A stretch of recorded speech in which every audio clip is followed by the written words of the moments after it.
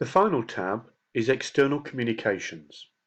Here we can choose an input port or file for commands to come into the instrument to control it, either via a file, a COM port, or a trigger like a PLC.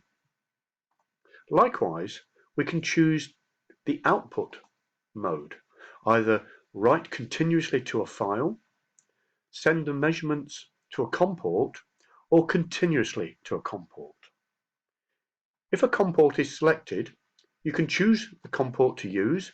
In this example, we don't have one connected. And we can choose the baud rate, which is the data speed transfer of that port.